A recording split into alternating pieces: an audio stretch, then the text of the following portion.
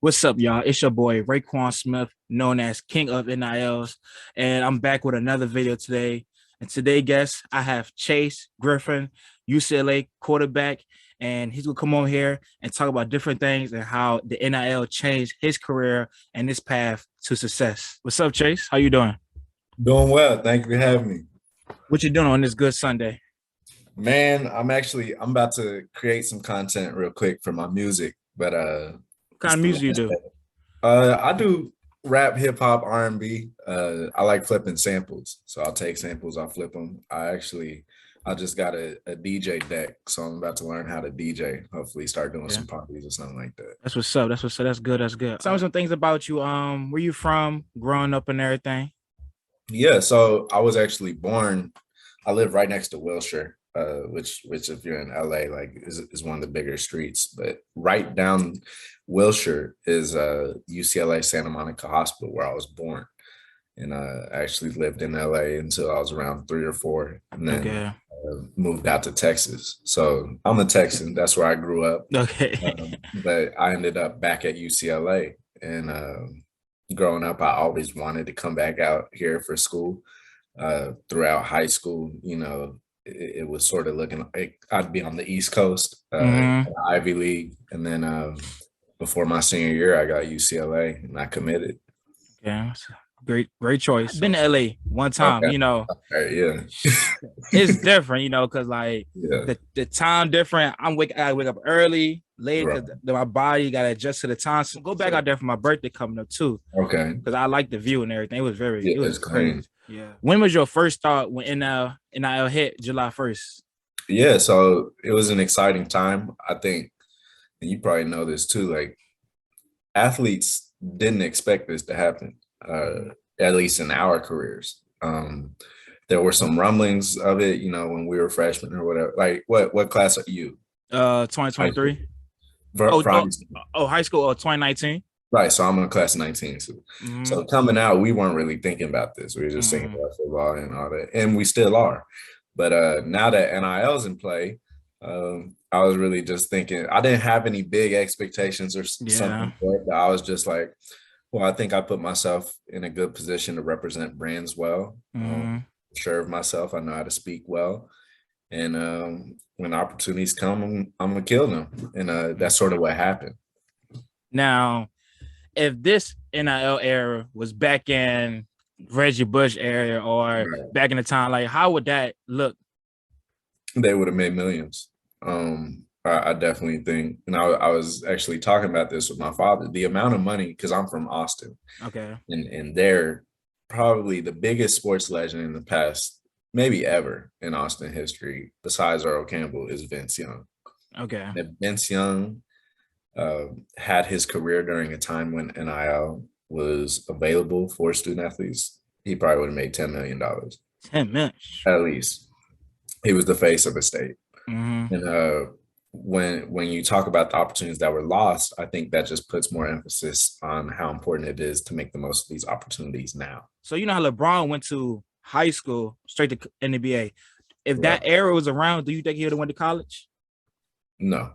You think he would have went to college? But I mean, the thing is, $10 million is Uh, a crazy amount of money, mm-hmm. especially in college. But Okay. LeBron's rookie contract was probably more than that. Okay. Okay. So, Is I that mean, a? the difference between pro and college is pretty substantial. But I definitely do think that some of the stars that you saw who went to college, Mm-hmm. they wouldn't have lost out on as many opportunities as uh, their counterparts who went straight to the league. When you had got that first deal, like how was it? Like what you was thinking about when you got that first deal? Yeah, so my first deal was with the Degree Breaking Limits team, and Mm-hmm. I was very excited. Degree is a number one brand. It's the number one male hygiene brand. So to off the bat hit one of the biggest marketers is huge. It was a fun deal. I wanted to make sure that I delivered well on it, and I believe that I did. But over the course of my time, and then I learned things. I learned that it's important that you have someone who's an expert at content creation who can help you with some of this stuff. I learned that it's important to negotiate and set your own market price. Yes, yes, it And is. over the time, I'm very grateful for that first deal, just because I believe, it takes one to get the ball rolling. You probably Hmm. know that too. And no, I'm very grateful to the degree.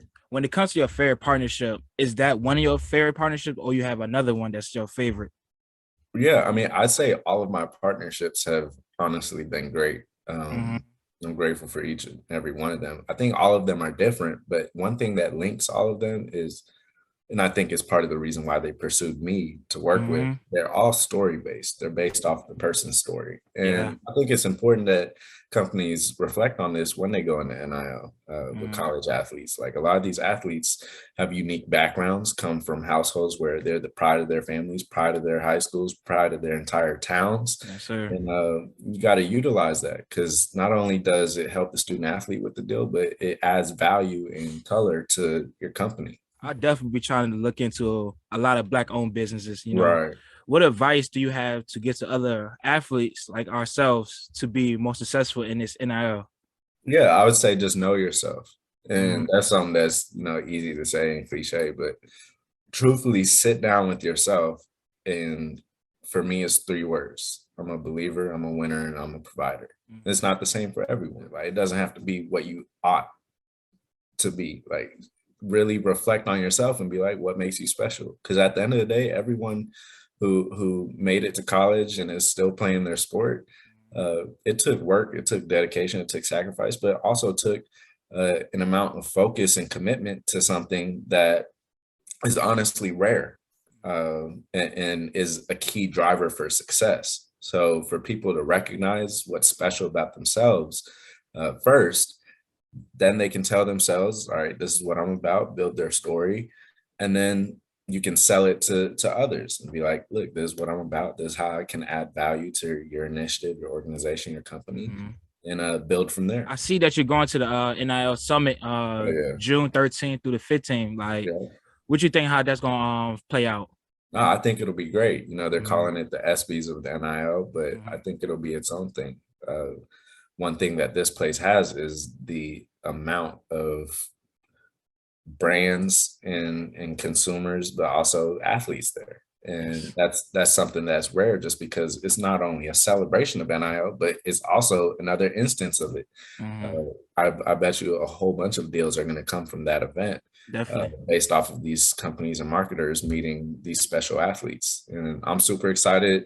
I consider it a huge blessing to be able to be an ambassador for the event. And I'm excited. I can't wait to see you there, my boy. Yes, When sir. it comes to different brands, how do you know which brand is the best for you? Like, what do you do? Yeah. Research and So everything. yeah, absolutely research. I really break everything I'm about is about values. So I Okay. break it down to 3 main values. Number one for me, and I sort of touched on this last answer, was personal values. Mm-hmm. What am I about? I'm a believer, I'm a winner and provider. And everything that I've done throughout my career has been support for that. I didn't just pull those words out of thin air. I can personify them. Step two is economic value. Is the deal worth my time? Is it worth my energy? Is it on par with other deals that I've done? If I did a deal for $10,000, I'm not going to do a similar deal for Less $500, value, because yeah. it wouldn't make sense. And that's sort of just the business sense that Mm-hmm. I think a lot of student athletes are having the advantage of being exposed to throughout NIL. And then third for me is probably the most important, is community value. How can I use my NIL to empower others, whether it be other student athletes in the NIL world, by either delivering well on this, that way student athletes have a good name, or finding ways to flip this deal into empowerment for others. You talked about what was my favorite deal. I don't think I have a favorite deal, but one that I'm really fond of was the Boost Mobile deal. Yes. And then it was Mm-hmm. less about the deal, but more the people. I Mm-hmm. kept in touch with them, and around Christmas season, they matched my $2,500 donation to the LA Food Bank, and Yes. together we donated 20,000 meals to the LA Food Bank backpack program, which was huge for me, just because It was an instance of a company really putting their money where their mouth is. Mm-hmm. And I think you also see the return on investment for them. Community empowerment also helps those who impact the community positively. And Yes, sir. Forbes actually wrote an article on how Boost Mobile is getting return on investment from individuals like yourself, like me, like the others in the Boost Mobile family team. And the store where I actually did the event, where we did the big check giveaway and we did a toy drive and Santa photo op, they had their best day of the month. Okay. So there is an actual correlation between doing good and doing well. Boost Mobile, definitely, definitely a great brand, contributes to the community as well. Right. For the brands that's listening to this podcast, like, what's a brand that you always want to be partnered with? Like, what's that favorite brand that you just want to be partnered with that you ain't get yet? Right. Obviously, there's the national brands.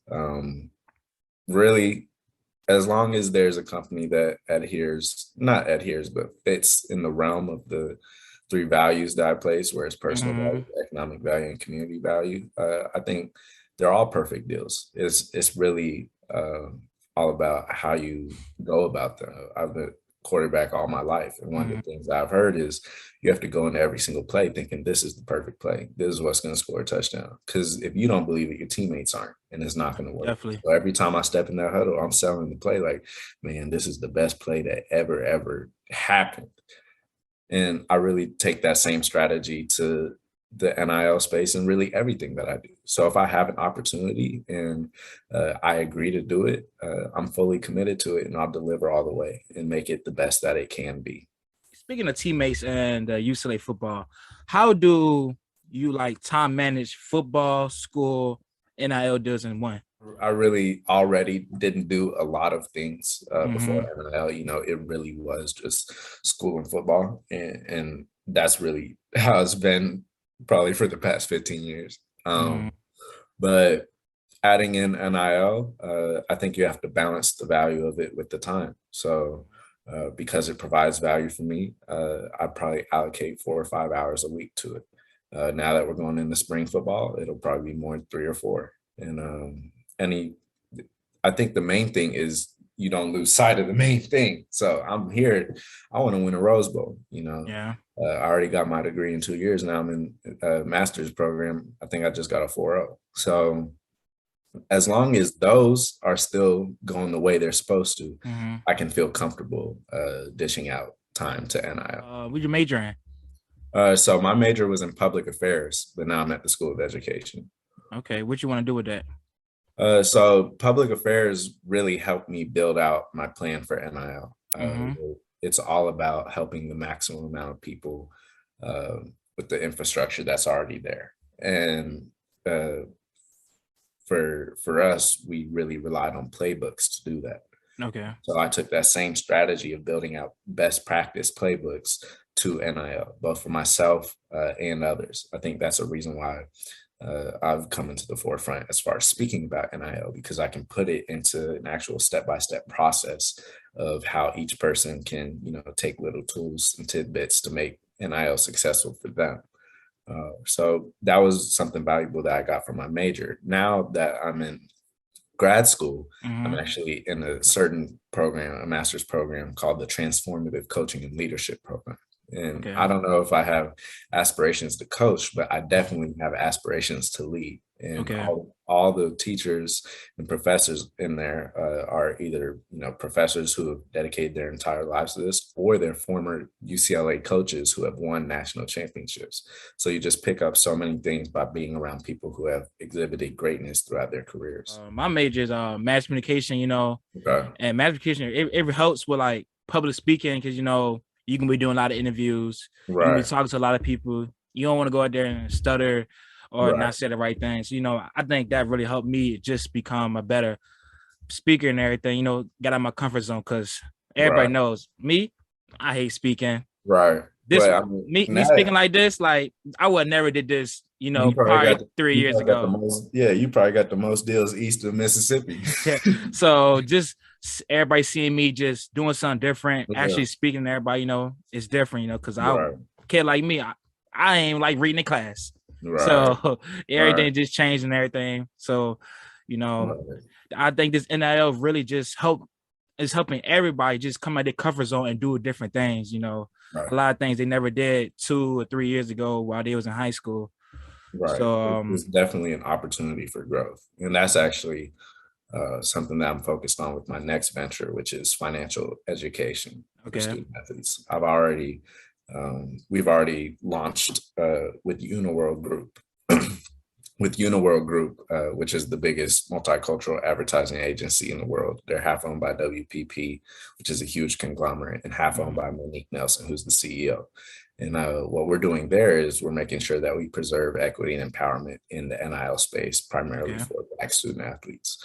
But on the other hand, when these students get these deals, when they get, money or products or whatever they get, they have to know what to do with them. And I definitely think that you're right about using this NIL opportunity to build a skill set that lasts a lifetime. when you got that first paycheck, what you do? Like, Yeah. what So you do?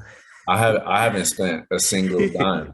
I've Oh, not spent a single dime of my NIL money. All of oh, it's been invested. Now, I mean, I'm okay. about to get hit. It's tax season. So I'm about to get hit, Yeah. which is a great problem to have. I've never had that issue. But I really just rely on my stipend. For the student athletes that is not on scholarship, that's like on walk-ons, Right. what do you tell them as they trying to take this and now to use that money to pay for their If school? your parents can't afford it and can't pay for it, I would, strongly urge that. I can't tell families what to do, but I definitely think as a kid you would like your parents to pay for your school. But if that's not an opportunity, I think being able to use NIL to help pay off your loans or help pay off your school bills and tuition is a huge opportunity. And I think what NIL is showing is that you don't have to be a star on the field. You don't have to be on scholarship You're to right. get deals. If you're a unique person with watchable content who is consistent and who creates, quality output, you're going to catch the eye of I was brands. at Norfolk State. I was telling my Right. teammates, it don't matter about the followers. Shoot, you Right. could have 500 followers, but if you consistently posting content showing that you really want it about this company, they're gonna work with you Right. because it's showing that you really care about their product. The followers don't matter. Don't worry Right. about what other Power 5 athletes getting named. They have big followers, so Right. they gonna go to them first. But you got to show the company that you actually really want to work with them. So you got to Right. really be consistent of your content and everything. I appreciate you for your time, Raquan. Look forward to seeing you in Atlanta.